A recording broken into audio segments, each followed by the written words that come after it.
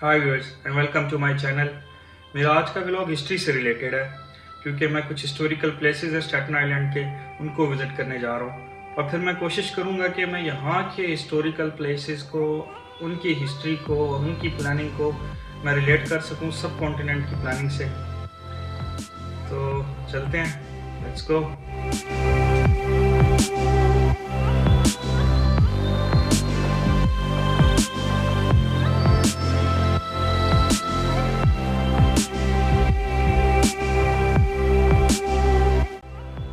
फ़र्ज़ करें आप एक शोरश ज़दा इलाके में हैं और इसका दिफा आपकी ज़िम्मेदारी है, तो आप अपने लिए यकीनन ऐसी जगह का इंतखाब करेंगे जहां से आप दुश्मन की नकलो हरकत पर आसानी से नज़र रख सकें। और आज जब मैं इस जगह पर खड़ा हूं तो मैं ये महसूस कर सकता हूं कि इससे बेहतरीन जगह अपने दिफा के लिए कोई और हो ही नहीं सकती।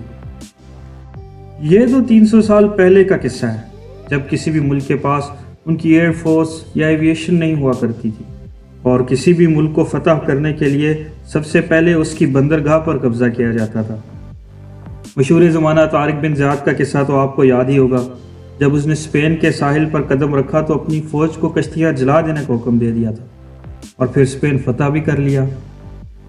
उस ज़माने में फ़ौजें अपने दिफा के लिए किसी अच्छी सी स्ट्रेटेजिक लोकेशन पर किले तामीर कर दिया करती थी।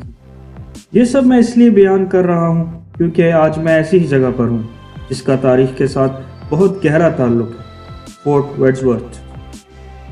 इस किले के बारे में आपको मज़ीद बताऊँ तो ये किला स्टैटन आइलैंड में एक ऐसी जगह वाक़ है जो कुदरती तौर पर न्यूयॉर्क की बंदरगाह के दिफा के लिए सबसे बेहतरीन जगह है। ये किला सबसे पहले डच सेटलर ने 1636 में बनाया, जो मुख्तलिफ अदवार में मुख्तलिफ हुकूमतों से होता हुआ 1806 में न्यूयॉर्क स्टेट की ज़िम्मा में आया। इसका मौजूदा नाम 1865 में ब्रिगेडियर जनरल जेम्स वर्ड्सवर्थ के ऑनर में रखा गया, जो 1864 की सिविल वॉर में काम आए थे। ये किला 1994 तक यूएस नेवी के कंट्रोल में रहा। उसके बाद ये नेशनल पार्क सर्विसेज के हवाले कर दिया गया। इस हिसाब से ये किला दुनिया की longest continually garrison military installation रह चुका है।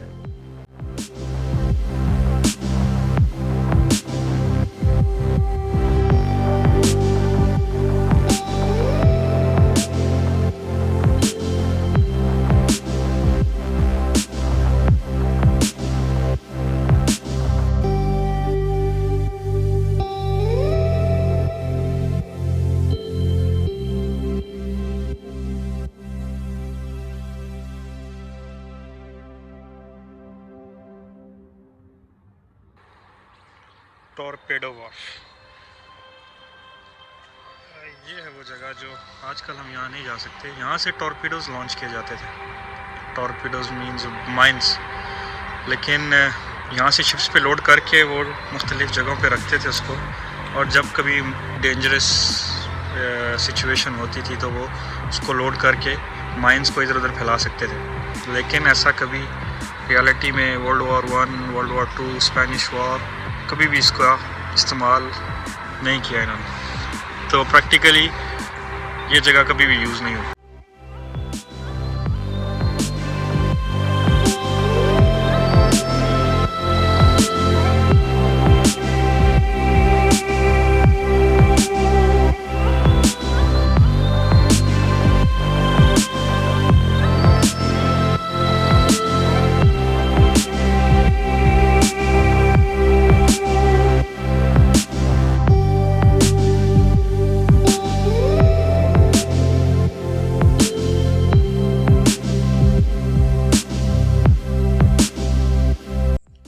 फोर्ट के बिल्कुल ऊपर से जो ब्रिज गुजर रहा है इसे वर्जानो नैरोस ब्रिज कहते हैं, जो एक इटालियन एक्सप्लोरर जियोवानी डी वेराज़ानो के नाम से मौसूम है, जिसने तकरीबन 440 साल पहले न्यूयॉर्क दरियाफ्त किया था।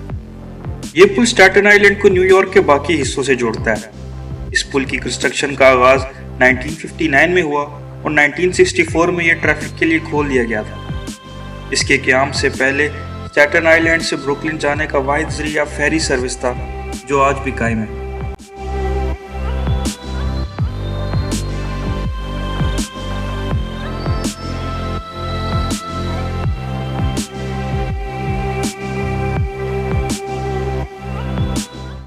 दोस्तों, बीइंग एन इंजीनियर और स्टील स्ट्रक्चर्स का एक्सपीरियंस रखते हुए मैं इस ब्रिज को अगर इंजीनियरिंग का शाहकार कहूँ तो गलत ना होगा।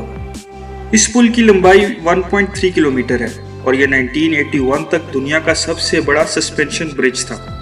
इस ब्रिज की हैरानकुन बात यह है कि यह डबल डेक ब्रिज है, यानी इसकी 2 मंजिलें हैं और टोटल 13 लेन्स हैं। सतह समंदर से इसकी ऊंचाई तकरीबन 70 मीटर है। अपने खूबसूरत डिजाइन की वजह से ये ब्रिज पूरी दुनिया में बेहद मकबूल है। बिलाशुबा 2020 में जब ये दुनिया ग्लोबल विलेज बन चुकी है, ये सब आपको अजीब नहीं लगता होगा, लेकिन जरा गौर करें कि 1950s और 60s में जब ट्रैफिक भी इतनी ज्यादा नहीं थी क्योंकि गाड़ियां इतनी आम नहीं थी, इस वक्त 2 मंजिला पुल की तामीर फ्यूचर प्लानिंग की उम्दा मिसालों में से एक बेहतरीन मिसाल है। दुनिया में कौमें वही तरक्की करती हैं जो अपने शानदार माजी को याद रखते हुए अपने हाल में अनथक मेहनत और ऐसी प्लानिंग करें जिससे वो अपने मुस्तकबिल को महफूज बना सकें। ऐसी कौम को मात देना नामुमकिनात में से। ज़रा सोचिए कि बहैसियत कौम हम किस जगह पर खड़े हैं। उम्मीद करता हूँ आपको मेरी ये काविश पसंद आई होगी। मज़ीद वीडियोस के लिए चैनल को सब्सक्राइब करें और कमेंट सेक्शन में अपनी राय का इजहार ज़रूर करें। इस उम्मीद के साथ कि जल्द मुलाकात होगी। चलता हूँ। Have a good one.